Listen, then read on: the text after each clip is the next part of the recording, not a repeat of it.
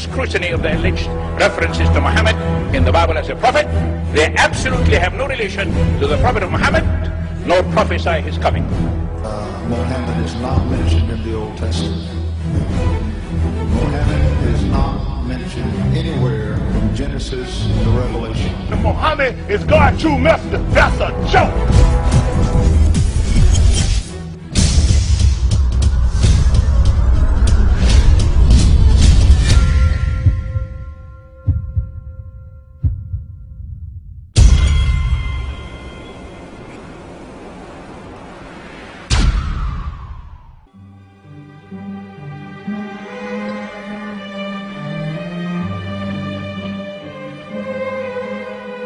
Lo, we inspire thee as we inspired Noah and the prophets after him, as we inspired Abraham and Ishmael and Isaac and Jacob and the tribes, and Jesus and Job and Jonah and Aaron and Solomon, and as we imparted unto David the Psalms.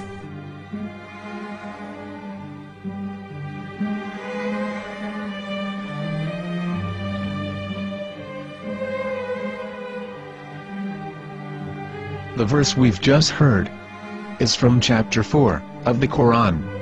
In the verse, God is affirming to humanity that Muhammad is indeed the recipient of a divine guidance, just as Noah, Abraham, and the rest of the prophets.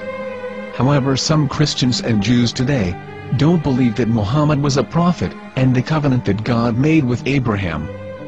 And since the Quran is not their book of authority, in this video I'm going to show you that the book you're holding in your hands contains the name off the seal of prophethood, the Prophet Muhammad.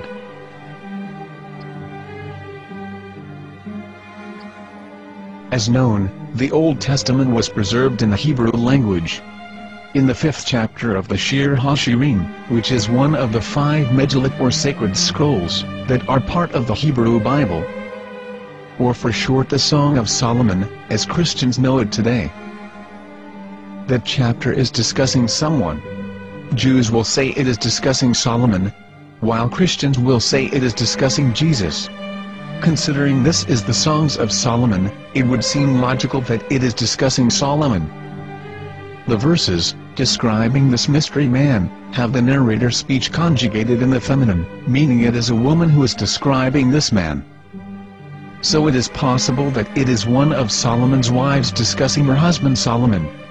However, Christians assert that Jesus is being discussed, and that the chapter is describing a man who was not yet alive at that point.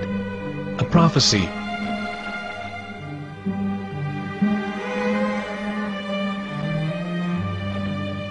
In reading the English translation of Song of Songs 5:16, it finishes the description by saying, "He is altogether lovely," but what most people don't know is that the name of that man was given in the original Megillat. Here is verse 16, and how it is written in ancient Hebrew, before introducing the vowels, in the 8th century. From the Hebrew Bible, on scripturetext.com. Here is the word in question. This word is made of 4 letters.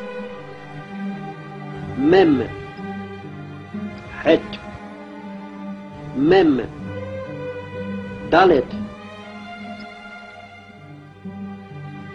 Now when reading the word as it is written in its original form, with no vowels, it can be read as Muhammad, which is the name of the Muslim prophet, or as Mamad with no A after the H. According to Ben Yehuda's Hebrew-English dictionary, it is correctly pronounced as Muhammad, not Mamad. So how we're going to know for sure if it's pronounced as Muhammad, the Muslim prophet, or as Mamad, a random Hebrew word? The only way is to give the verse to a rabbi, and say to him, "Please read." Here is the Song of Songs 5:16, and how it is read by a rabbi from a Hebrew Jewish site. Please notice, the im in Hebrew is a plural of respect. חיכו ממתקים וכולו מחמדים, זה דודי וזרעי בנות ירושלים. חיכו ממתקים וכולו מחמד, מחמד, מחמד, מחמד, מחמד, מחמד דין. זה דודי וזרעי בנות ירושלים.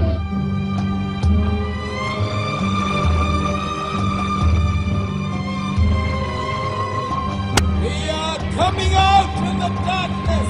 There are no other gods but God, and Muhammad is his messenger.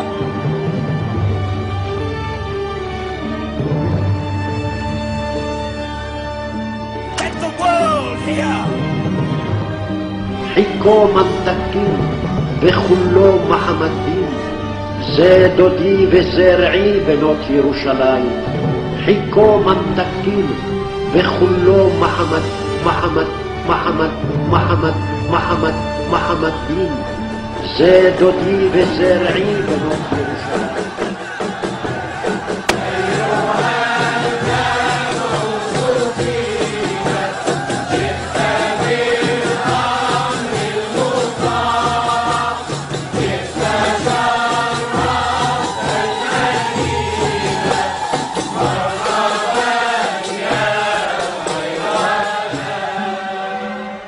Here is the famous SDL translation tool, which includes a professional human translation, as well as an online translation. We're going to copy our Hebrew word of the Song of Songs, directly from the Jewish site. It's the same site, where you can hear the rabbi reading the verse in Hebrew. All links are in the description, so, we're going to copy the word and paste it, and ask, please translate. Are they going to translate the meaning of the name of that person? As the Bible translators did. Which is the praised and the lovely one, or are they going to keep the name as it is? Well, see it yourself. Here is the World Lingo translator. The result is the same. It's Muhammad. We have no right. We have no right to translate names of people. Anybody. Your name should be retained. Mr. Black is Mr. Black, though he's white. You have no right to translate names of people. But they have been doing that. Muhammad Ibn, they translated as altogether left. But the word Muhammad is there in the Hebrew language. The word Muhammad is there in the Hebrew language.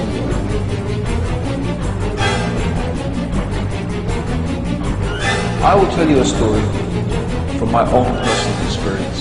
Years ago, I used to spend every Sunday afternoon in a place called Speaker's Corner.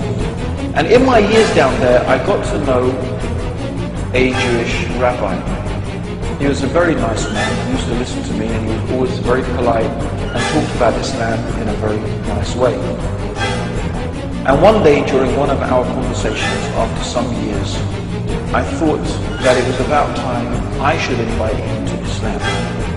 So I said to him, you know, my friend, we have been talking now for many years, and even you have admitted to me that Muhammad is a prophet. So why then do you not embrace Islam? He said to me, we Jews, we never change our religion. I said, but half of the rabbis of Medina became Muslim. He said, that is true, but still, we Jews never change our religion. I thought, what can I say to him? He looked at me and said, listen to me, my friend. God sent to us a prophet Moses, and we didn't even listen to him. Do you think we're going to listen to another prophet after him? From another tribe? From another people? When he said that, I had nothing left to say. He knew that Muhammad was a prophet. In fact, another rabbi also came up to me and he said to me, we know Muhammad is a prophet, and he quoted to me a passage from the Bible